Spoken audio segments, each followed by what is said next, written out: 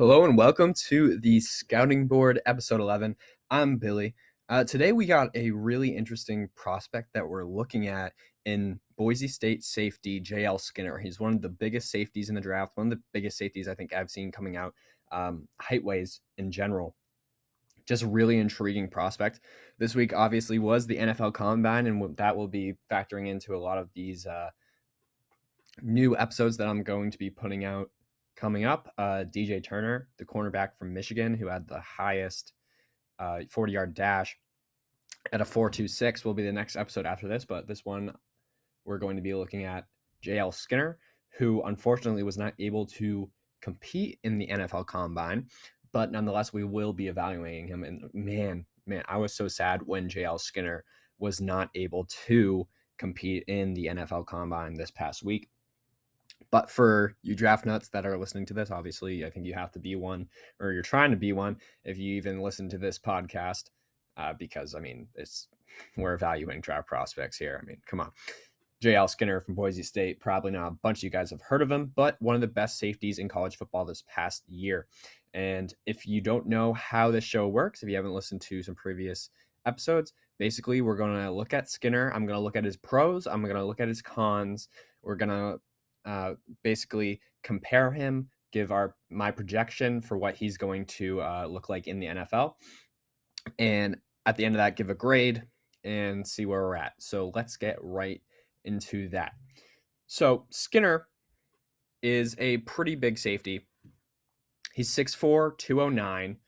Now, he's not the biggest in terms of weight. He's a decent sized, right around 210 is pretty much a standard safety size. But for being 6'4", that's a lot, especially when safeties usually are around high safeties, especially box safeties. You're going to get a little bigger, obviously, because you're going to have more of that linebacker safety hybrid when you get into the box. Skinner plays the box and high safety. And what I see him in the NFL playing as mostly is a high safety because of his coverage skills that he does possess. And being 6'4" brings a lot of ability back there for jump balls and stuff like that. I mean, if you want, if you're protecting from a Hail Mary, or you're protecting from a very, you think, or that the team is going to be running a lot of verts or a lot of posts downfield, just deep stuff, kind of situationally, Skinner's going to be an amazing safety for that, just because you can put him back there. He's big, he's tall, he has good coverage skills, and he'll be able to kind of jump up at the ball. So very good there. A lot of safeties, high safeties, aren't that big. Devin McCourty, for instance, I believe is 5'11". Derwin James, who plays high safety and box and the slot, he's very versatile, kind of like I think Skinner is.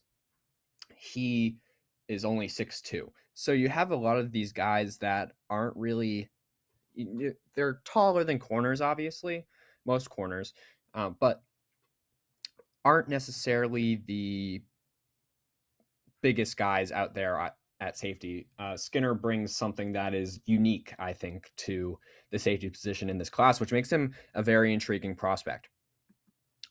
He didn't run a 40, unfortunately, this combine. Obviously, he didn't participate, which was a little disappointing, especially for people like me that wanted to see him perform in the combine, see kind of where his speed is at, because you can really only see a little bit from tape, and the reports that do come out with 40s aren't usually always the most reliable things. Personal testing, they'll have like a 4.2 or something, and then they'll run a 4.35, at the combine, which is still very good. But most of the time when you're doing at-home stuff, that's going to be hand-timed or just unreliably timed by colleges, and it can be a little out of whack. So what we do have on Skinner, though, is that he ran a 4.55 40, right around where you'd expect another high safety like Jordan Battle from Alabama, who's a comparative safety in this class, ran a 4.56 or 4.57.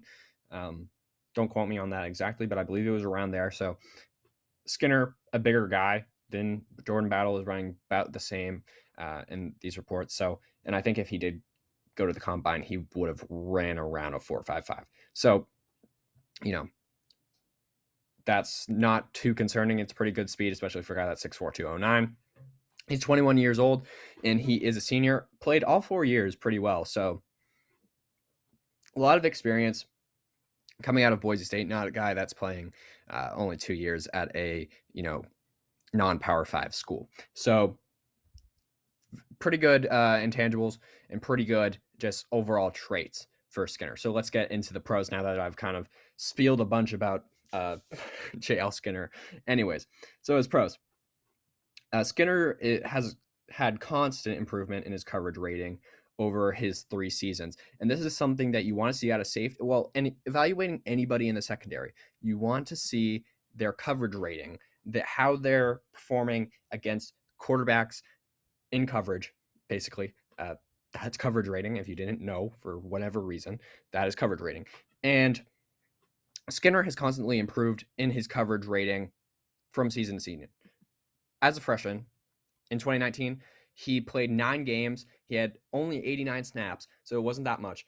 But he had a 106.8 passer rating against him. And then in 2020, he went and improved to a 105.6. Super slight change, but again, in his sophomore season, he played 402 snaps. So he was a borderline starter in that 2020 season, had a lot of action, even had 1 interception in there. Again, I want to emphasize, when I'm evaluating corners or safeties, interceptions aren't a heavy impact in how I evaluate a player. A player could have 0 interceptions their whole entire college career, but if they're allowing for instance, a 40.1 or a 41 completion percentage, not completion percentage, coverage rating. If they're allowing that, they're going to be a pretty top, like high pick. Sauce Gardner, for instance, I believe his highest coverage rating that he ever gave up in his 3 seasons at Cincinnati was, I think, around a 50. It might even be lower. I think it might be like 42, 41. His last season, he allowed like a 20 something or below in the teens. Go listen to the Sauce Gardner episode that I put out last season. Obviously, he showed it very well in the NFL, and I think I did a good job evaluating him and predicting him. I thought he was a pretty easy one to predict, but that coverage rating is very important. Passes defended and coverage rating, because with a corner especially, not as much with a safety, but it does apply to safeties. If your coverage is so airtight that the quarterback's really never going to look over at you, you're not going to get interceptions. But guess what? You're shutting down a complete side of the field. You're shutting down possibly the best wide receiver on the team if you are the number 1 corner going up against the number 1 receiver, and that just turns off a whole entire facet of the game for the offense. So, for instance, like Trayvon Diggs a while back when he had the interception, he was leading the league in interceptions, but his coverage rating was pretty atrocious. He was giving up a lot of big stuff because he was pretty much just camping for interceptions. And now he's not a bad corner. He showed this past season that he did pretty good in his coverage rating, improved that a lot.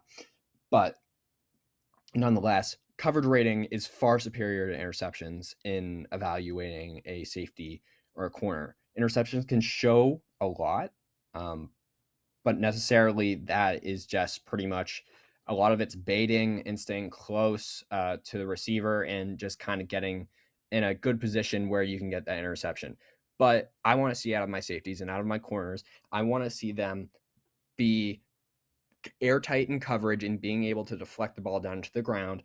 That's what I want to see out of my guys, because if you're airtight on a wide receiver the whole entire time and the quarterback's not even going to look over at you, that I think is better than having so much room in between you that you're going to, half the plays you're going to give up a 10-yard gain, a first down, and then half of them you're going to get a pick because you're just trying to bait and you're not really efficiently covering a player because you're so focused on getting that interception.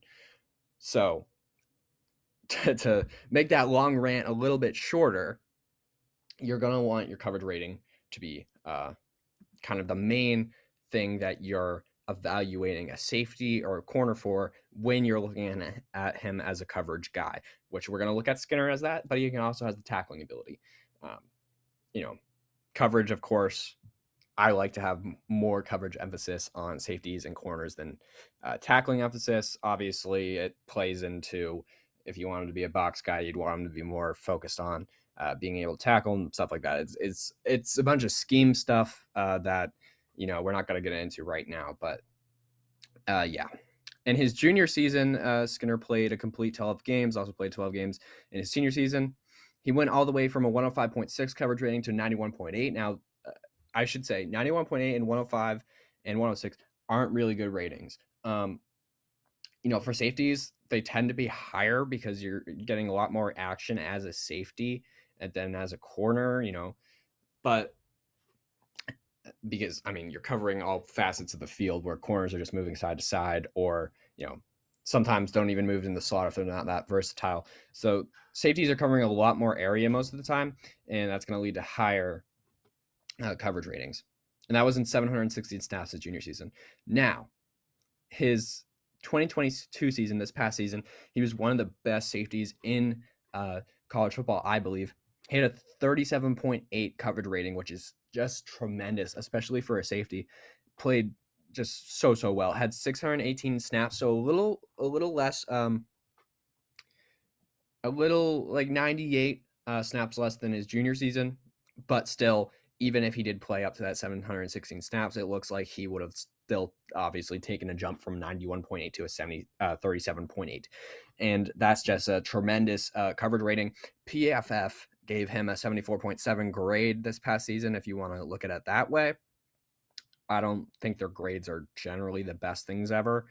Coverage rating obviously has a lot to do with that. He also had 4 interceptions. As I said, interceptions don't matter as much, but this shows that Skinner was getting thrown at, and he was getting the ball as well as just not allowing really the quarterback to get anywhere with the ball in areas that he was. And that's really good for a guy that's that big, 6'4", 209, because a lot of those guys usually can't move as fast or just uh, aren't as reliant on kind of their mind, I'd say, in stopping and interpreting plays from the offense. But Skinner is really kind of keyed in on that side of the game for him, and really can read a offense, can read a quarterback really well, can read eyes really well.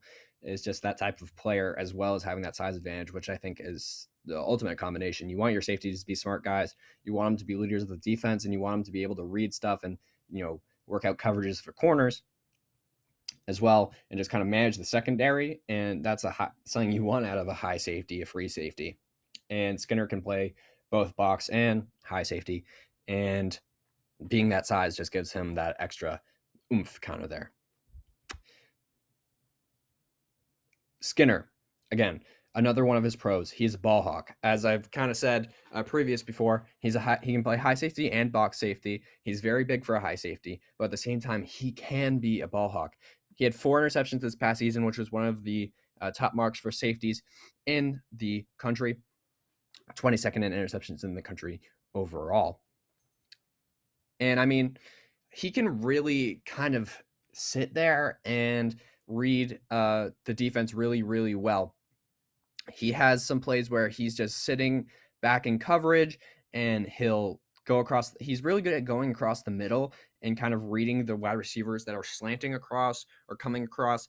He won't be super, super aggressive, but he's going to read the play out and kind of watch where the quarterback's going to go with the ball with his eyes, and he's going to read that, and he's going to make the jump on wide receivers. And the length that Skinner has with his arms and his height just gives him the ultimate ability to kind of stick his hand in there and make a play every pretty much time he's in the general area. And I think this is a big improvement from his junior season that he didn't really have as much, is that he was kind of, or in previous seasons, was not as well. He was more aggressive, I'd say, and not as calculated as he was in his senior season, and that shows in his coverage rate. Skinner was much more calculated, better in his reads, can really read an offense, and that allowed him to be able to get these interceptions. And the Wyoming game, he had 2 interceptions, one where he jumped the ball, and then one where it was thrown down the field to him in the end zone in about double coverage, but it shows that kind of jump ball aspect that I had with Skinner. He's 6'4", so you can match him. You can't match him up with really any wide receiver downfield that's going to be able to out jump him necessarily. You could put him with a 6'7" guy downfield. That's usually, I mean, 6'7", you're not going to have a lot of speed. So you put a tight end down there or someone like that that's going for a jump ball, Skinner's going to be right in there with him, long arms, and really just a tall player that can go up and get the ball. And that's shown in that Wyoming game. And also with the Wyoming game, his second interception in that game shows him jumping routes and being able to kind of work inside in the flat and in the middle of the field and in downfield. So he can work in all three areas of the field, which is obviously what you want in a safety. You want a guy who's very versatile, and Skinner brings that completely to the defense, and any defense that will really go for him in this draft, I think will be heavily rewarded with a guy that has a ton of traits and can really be a ball hawk, as well as a guy who's coverage sound and can really defend players really no matter where they are kind of on the field. He has a instinct that I think is for the ball and is really to lock guys up. And I think he just overall his mind, everybody's going to look at Skinner as a player who is physically imposing, and he is. I mean, he's physically imposing, and he's athletically gifted and sound, and that's where his draft value is going to come from. But what I value a lot in Skinner is his mental ability, his ability to read the offense, his ability to read coverages and just kind of manage defense. And that's something you want in your high safety, and something that I think is going to shoot him up draft boards, hopefully. But that injury is going to hold him back. I haven't said the injury yet. He tore his pec the Friday before the combine, which is just sucks so much that he tore his pec. So he's going to have surgery on that. It's probably going to put him back a couple rounds. He was projected to be a second round pick or a third round pick, and now he might be even farther down the board. But again, a pec I don't think is going to be too bad, especially for his position. I don't think it's going to affect him too much, especially, he's been healthy the past 2 seasons. He's played tremendously well this past season. And I think that whatever team's going to get him, it looks like they might get him in the third or fourth. I don't think he's going to slide too far. I think whoever gets him is going to be heavily rewarded. And I think he is a kind of a diamond that to get there with the draft position. He's just a very, very good player. Another pro is that he's great at sitting down, reading quarterback's eyes. He baits the quarterback incredibly well when playing under. So when Skinner is playing in the box, or he's playing a little farther down high safety, when he's coming down and to kind of work with those slant routes or just out routes or anything that's down below kind of in the flat or in that medium space of the field, we're not going long like a complete high safety. His ability to play in the box. Now, I don't know if I mentioned this. Skinner played 346 snaps in the box in his senior season, which was a big change from his 2021 season where he played 294 snaps deep and 304 in the box. So it was very split in 2021 and did a pretty decent job. But again, that coverage rating, I think, was more improved when he moved to the box. Now I see Skinner, depending on where he plays in the NFL.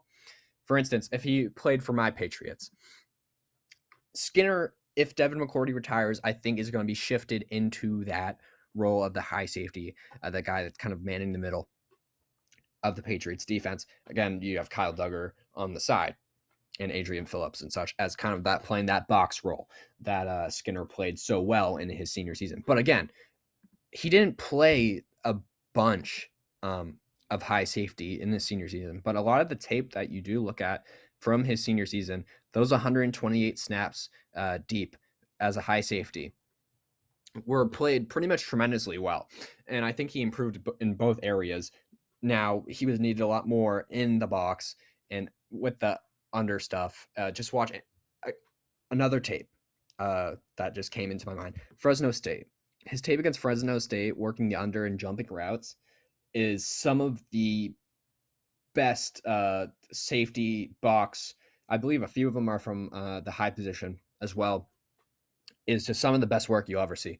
Now, one of the something we'll get into with cons is that his hands aren't the best when jumping routes, but he can jump routes like a maniac. And this is against Jake Hayner, who I did a evaluation of. That was one of the. Thank you for that, by the way. Was one of the biggest, the actually the biggest scouting board episode we've ever put out. So thanks for the support on that. And I love Jake Hayner. I think he has a really good mind. Obviously, the size is going against him of him, and I think he has a really good mind. That's kind of what's going to shoot him out draft boards, and I think he'd be a really good quarterback in the NFL. But despite that, Jake Hayner is pretty much got tormented by JL Skinner in this game against Boise State, and pretty much threw two uh, throws short that Skinner nearly intercepted. He jumped both perfect, but dropped both of them.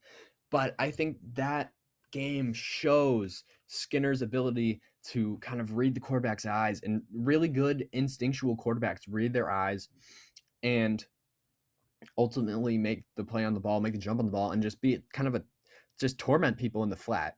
And that's something that I really value out of JL Skinner, and I think is something that is important to his game. He's a hard hitter. So getting into off of coverage stuff and getting into hits. Skinner, again, in the flat, coming down, very, very, very hard hitter. Has a lot of hits that are kind of Derwin James reminiscent. Now, he doesn't have any hits where he's taking helmets off of people and stuff like that, but he's pretty sound in his tackling form. It's not, he has a few where he's just shoulder kind of checking people like really hard type of hits, and those happen, and those are fine. But he has a lot of form tackles that you can tell are hard. I mean, he's 6'4", he brings a lot of force. He's playing aggressively a lot of the time, especially going at the run. Another thing with the run, when he's hitting players on the run, he's very instinctual in reading that. As I said, he can read the quarterback really well. He can read plays really well coming up, and that's why he's such a good prospect. But the same goes for his reading of kind of pass and run. It always seems like while watching tape of him, he's always kind of a step ahead of the offense in a way. He's always reading the defense, reading pulls and tight ends and motions, and he's deciphering all of this. And again, I don't know how well this is going to translate over to the NFL, because again, this is college stuff, but he is reading it super well, that he's getting basically a jump on the play and will usually get the running back in the backfield. And just overall was a pretty good tackler in his career. And a lot of that stuff in the is in the under of the field as well, kind of in the middle bottom of the field. Whenever they're checking down to a wide receiver, he's flying in there. He's the first guy. It's not a corner generally that's on the wide receiver. He's right in there if he's dropping in zone, or if he's in man coverage.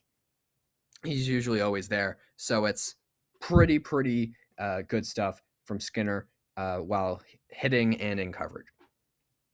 He can run with smaller and faster receivers when they're doing under routes. As I said earlier, he's effective in the under. And it's not just because he's sitting in zone or he's kind of just jumping the ball, like I said before, but he can also run with smaller and faster receivers. And that's something that's, I mean, important. He only runs a 4.55, but there's a lot of receivers that can only run a 4.5. Like Nathaniel Dell, for instance, is going to be one of the top wide receivers coming out of Houston this season. He only ran a 4.5 at the combine. But Skinner can run with those type of wide receivers as big as he is, and can get kind of with those slot guys, the smaller 5'9" guys that are going to be speedy and quick and efficient and can get under taller guys. He doesn't really let that happen. Now, again, it should be said that Skinner is in a non-Power 5 conference, and he has played some pretty good teams like Oregon State and has performed well, but you're going to have times where he could show some not as good coverage with smaller guys in the NFL. We're going to see how that translates. But for the competition that he has played, there's a lot of tape out there that Skinner plays really well and tight, and really doesn't let the wide receiver get the inside of him on short routes, on the inside and on the outside. Skinner has a really good ability to kind of get his hand in there. I mean, the long arms are very good for him. It lets the wide receiver not really get too far into the inside of him. Again, he's a safety, so he's coming down hill most of the time when receivers are coming across. So he's not going to have the really, inherent inside that corners can get off the jump. So he's coming down. So he's usually going to play around the back of a wide receiver coming across the field. So picture this basically. He's behind the guy, but he's ahead a little bit because he can run with them, which is something that you need. And he's going to put his hand around and basically bat the ball away straight from the back. And that's something that is really impressive from him physically and mentally being able to read the routes and run with guys has been something that has been effective for Skinner. Another pro is that he fights well for the ball on every play. Another thing that is about Skinner and it kind of about that under route and kind of fighting with the ball that I just described about how he comes over the top. Any play that Skinner is in that he's in coverage for and the ball's at the wide receiver, the wide receiver has caught the ball, for instance, he's going to fight for the ball every play. I believe there's a play against Nevada that we'll look at coming up here. But there's a play against Nevada, I believe. The wide receiver catches the ball, takes about 3 or 2 steps. It was ruled incomplete. Catches the ball pretty concretely on Skinner. He's in tight coverage, but he lets this one go. And then as he's going to the ground, Skinner the whole entire time was fighting for the ball with those long arms that he has. And eventually the last second gets it out because he's very determined in coverage and he's always getting the ball. I think that goes for a lot of his hitting stuff as well, is that he's a physical guy, he's a mindful guy, but he's also just so physical. He's not giving up on a play. He's very determined, and I think he just has a good head on his shoulders that's allowing him to have this determination that he has. And that's something that you want out of safety, something that, safety inherently is going to be one of the leaders of the defense in the secondary. So you're going to want to have a guy like that on your team. And I think that's something that Skinner brings to the field. And for the final pros, he's quick to the run. He has really good instincts, as I said, good head on his shoulders, can read the run almost automatically if you look at his film. And he can go sideline to sideline. He's fast enough where he can run across the whole entire field. He can cover the flats. He can cover up top. He can run high safety. He can run box. He can really run anything that you want him to, and he's going to run around the field. And, you put him in motion, you put him in the slot, you put him in that box, you put him in high, and plays going one way, he's on the right side, he's going to be at the left at the end. He's always around the tackle. He's always there, and he's always really making a difference. And in today's NFL, especially with bigger guys that are 6'4", you usually don't see guys that are running around the field all over the place. But Skinner is that guy, and for a guy that's 6'4", he plays basically like he's a 6 foot or a 6'2". He runs around and covers like a normal safety or a normal corner, just with that extra size on him. So it just makes him that much more dangerous. So that's going to be it for the pros. We will get into the cons right after this quick break. And we are back with the cons for JL Skinner. So one of the cons for Skinner, the first one, obviously, he recently tore his pec. This is an injury that's going to hurt his draft stock. It's going to put him down. And I mean, he wasn't able to test at the combine even before that pec. It would have been better if he tore his pec while he was at the combine instead of the day before. So that's something that's really going to pain him physically and in his draft stock. So I'm not sure the timeline exactly on that torn pec, when he's going to be able to get back from that, but that's something that is not too good for his draft stock and is something that could concern GMs. Again, interceptions, not interceptions. Injuries. GMs could completely take players off of their boards because of injuries. And I don't think Skinner's going to be taken off of many boards. I think he could be taken off of a few. If this was more of a leg injury, an ACL or something that was long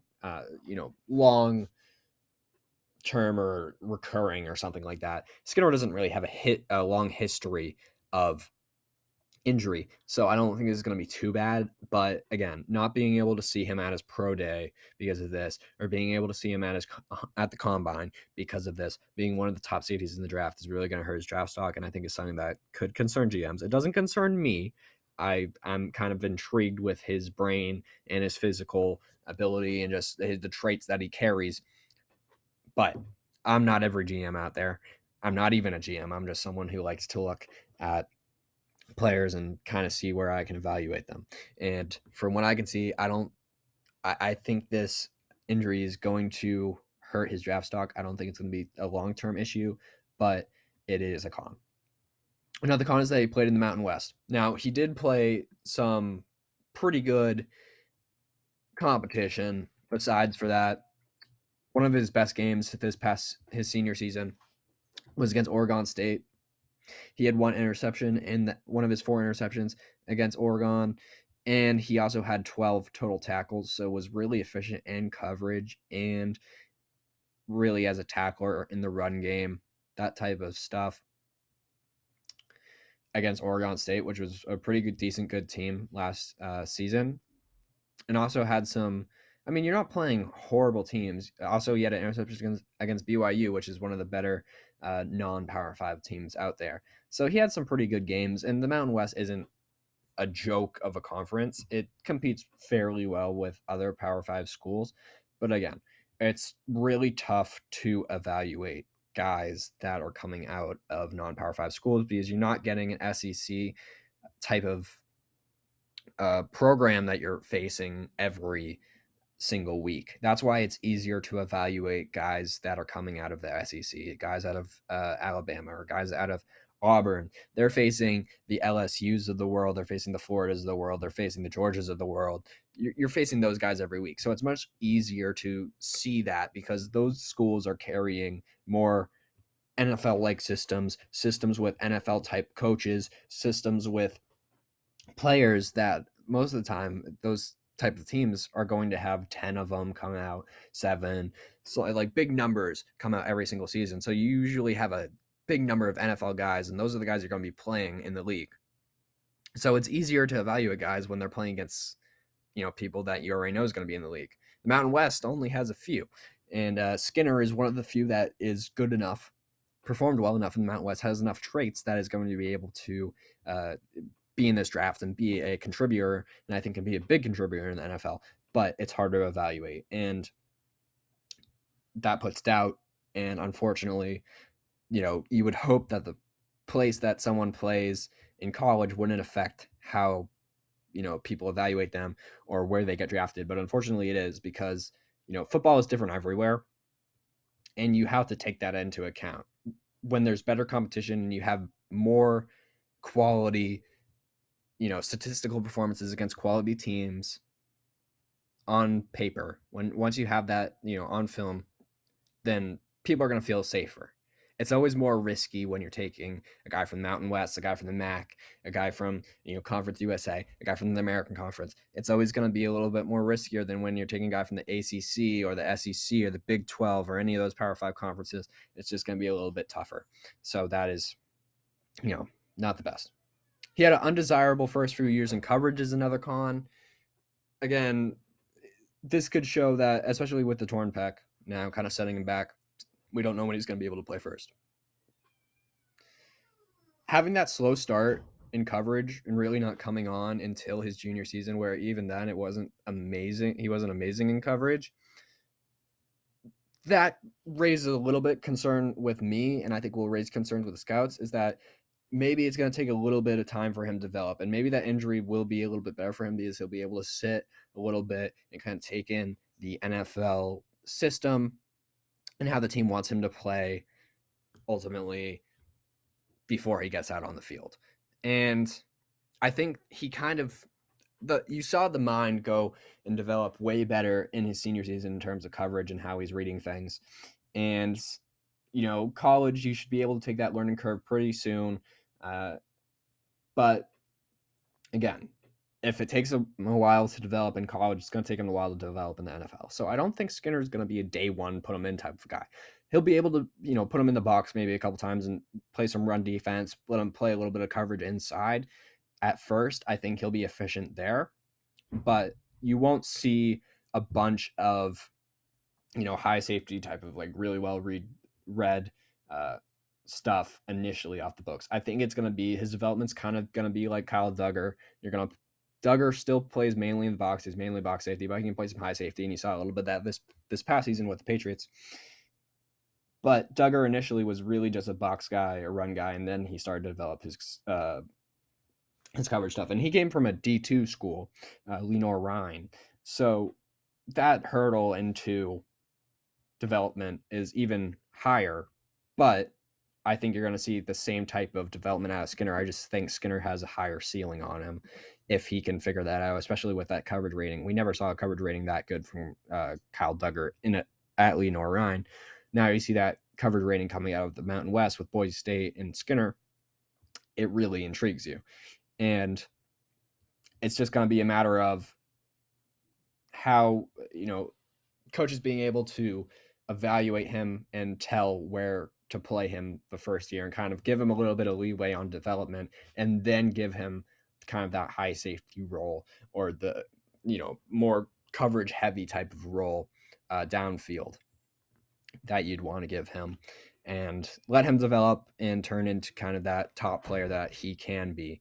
It's just you got to be patient with him. He's more of, I don't want to see a project, because I think he can contribute right away, but he's not going to contribute all the way his first few years in the league.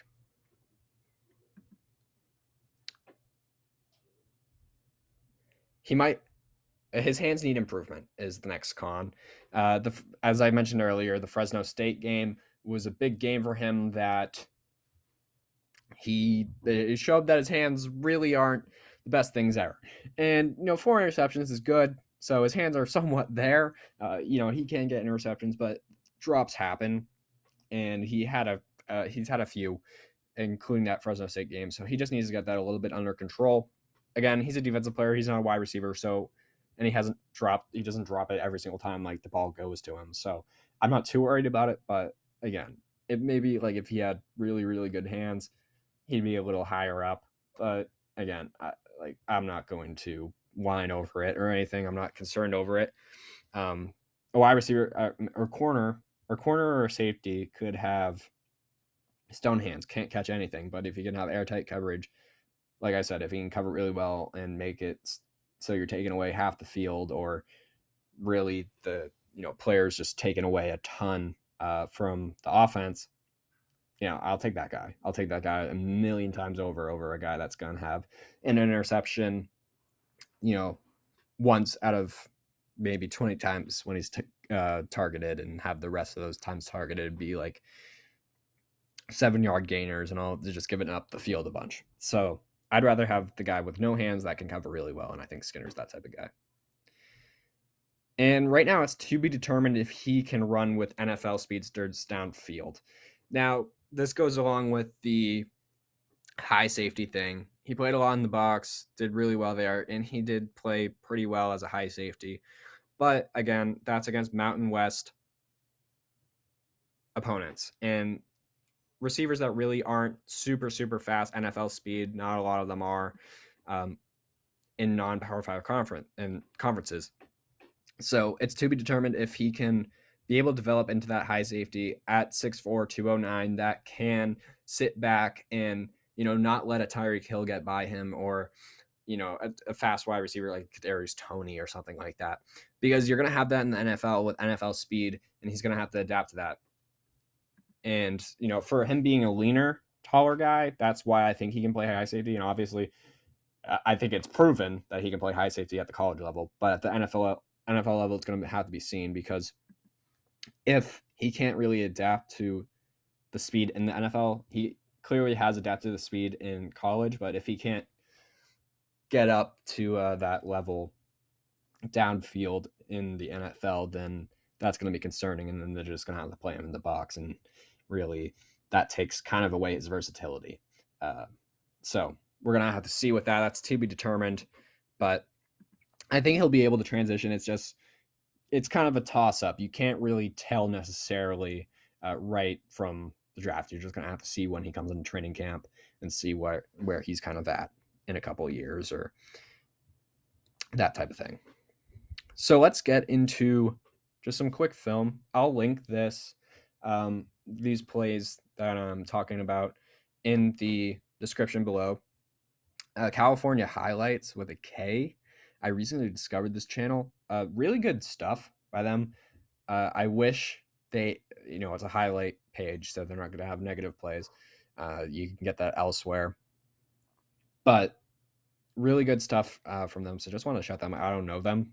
I don't know them at all, but they've been put out really good stuff on kind of obscure prospects lately. I just found them. They're one of the only channels that kind of just does play stuff in the red circle and is pretty well at for guys like me that want to kind of look at the good plays and see where really he's at, just as like kind of the broadcast view was the field view instead of having this highly like over dramatized thing that you can't use to really evaluate anything. It's just like flashy stuff. This is more good. So shout out to him or her or whoever runs this page. They do a great job. So let's get right into this. This is the Skinner 2022 season stuff. So the first play is one of his plays from Wyoming. He's lined up as a high safety, not in the box, on the right side. Wide receiver is cutting across the middle, jumps him completely, and he's running with him really well.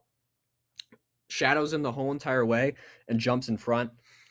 Just, has a step ahead of him pretty much the whole time. And that's him playing as a high safety, covering across the middle about 10 yards downfield, 10 or 15 yards downfield.